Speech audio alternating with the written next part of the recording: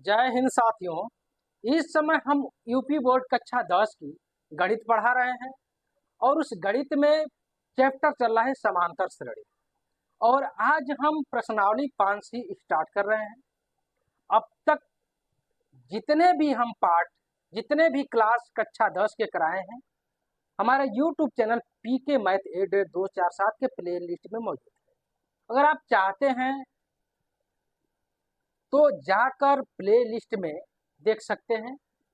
और अगर आप कंटिन्यूस क्लास करना चाहते हैं तो हमारे यूट्यूब चैनल पीके मैथ 8247 को आप सब्सक्राइब कर लीजिए, बेल आइकन जरूर दबा लीजिए ताकि हम कोई भी क्लास पढ़ाकर अपलोड करें तो आपके पास नोटिफिकेशन जाए और आप उस क्लास को पढ़ सकें। इसी चैनल पर हम प्रतियोगिकी परीक्षा की तैयारी के लिए भी क्लास चलाते हैं और वह क्लास शाम को 6 बजे अपलोड होता है और यह जो कक्षा 10 वाला क्लास सुबह 6 बजे अपलोड होता है। तो चलिए हम सवाल लगाते हैं। बोर्ड पे सवाल दिया है, देखते हैं सवाल क्या है।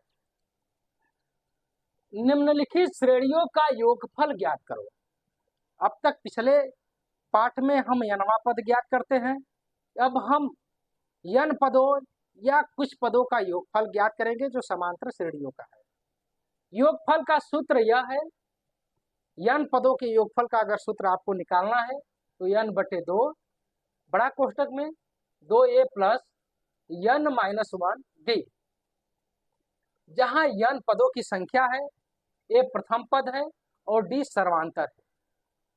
यह सूत्र कैसे आया इसको हम बनाएंगे सूत्र, लेकिन उससे पहले इस सूत्र पे अभ्यास हो जाए। 2-3 क्लास चलने के बाद यह सूत्र कैसे आया वो बनाएंगे, क्योंकि जितना हमको संख्यात्मक चीजों में रुचि होती है, इस प्रकार के अचर चीजों में रुचि हमको रहती नहीं है। क्योंकि हम भी पढ़े हैं, हम जानते हैं XYZ ये क्या होता है हमको कुछ पता नहीं, ABCD ये क्या होता है हमको पता नहीं। दिमाग से जब हम क्लास में पढ़ते हैं, छात्र रहते हैं तो बाउंस कर जाता है, लेकिन 1 2 3 4 5 जो संख्यात्मक मान होता है उसमें हमको रुचि होती है। तो पहले चलिए इस पे हम अभ्यास कर लें, उसके बाद हम इस सूत्र को लगाएंगे। चलिए देखिए, इसमें से हम जो प्रश्न है, इस प्रश्न में A से F तक क्वेश्चन दिया था। हम पहला क्वेश्चन उठा लिए यानी A वाला और F वाला, बीच वाले जितने क्वेश्चन है हम उसको छोड़ दिए कि आप उस पे अभ्यास कार्य कर सके। देखिए गणित कहती है कि आप जितना अभ्यास करेंगे उतना ही आपको समझ आए।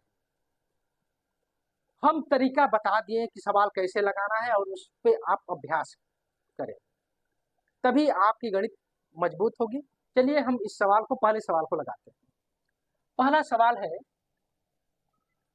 a बराबर 5 प्लस 8 प्लस 11 प्लस 14 और इस तरह यह 20 पदों तक गया, 22 पदों तक गया है और 22 पदों तक हमको योग निकालना है। ठीक, तो पहला पद इसका क्या हो गया, a बराबर 5। सर्वांतर यानी निकटवर्ती पदों के बीच में अंतर कितना है, देखिए अंतर कितना है, 5 8 के बीच में अंतर कितना है, 3, प्लस हो रहा है ना, 8 11 के 3, 11 14 के 3। जो यह समान अंतर होता है इसी को हम सर्वांतर कहते हैं, जिसको हम डी से प्रदर्शित करते हैं। अच्छा, पदों की संख्या कितने पदों तक निकालना है, 22, तो n बराबर क्या हो जाएगा, n बराबर 22, यानी हमको 22 पदों का योग निकालना है।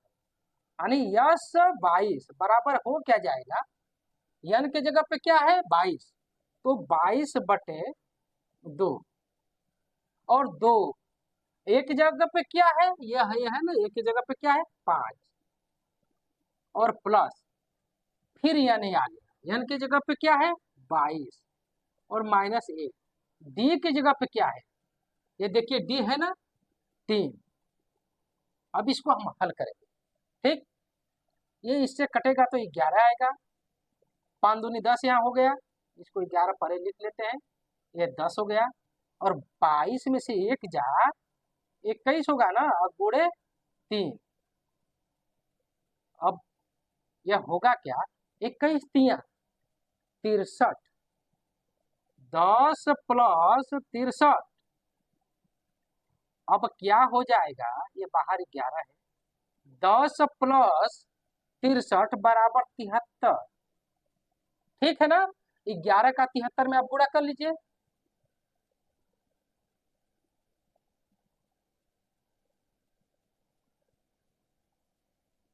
803, 803 ही उत्तर होगा। यानी यह जो श्रेणी है 22 पदों तक चली जाए और उसको हम जोड़े तो टोटल जो संख्या ये है ना, ये संख्या 830 आएगी। चलिए यफ वाले सवाल को हम उठाते हैं। यफ वाले सवाल में पहला पद क्या है, पहला पद ए बराबर 0.6। अब सर्वांतर निकालिए, ये 0.6 है, उसके बाद क्या आ रहा है 1.7। तो 1.7 में से 0.6 निकालिए, फिर 2.8 है, उसमें से 1.7 निकालिए, कितना आ गया। यानी जो सर्वांतर है यह आ रहा है +1.1, जो सर्वांतर है +1.1। तो अर्थात हमारा डी का मान हो जाएगा 1.1। ठीक। और पदों की संख्या कितनी है, पदों की संख्या 100, n बराबर 100। इसी सूत्र में हम रखते हैं कितना, 100 पदों का योग निकालना है। ठीक। तो ये 100 जहाँ n है वहां 100 लिख दें बटा 2, उसके बाद 2, पहला पद कितना है 0.6, 0.6 का गुणा करेंगे। अब यह n की जगह पे क्या है 100 -1, और सर्वांतर कितना है 1.1 ना, 1.1।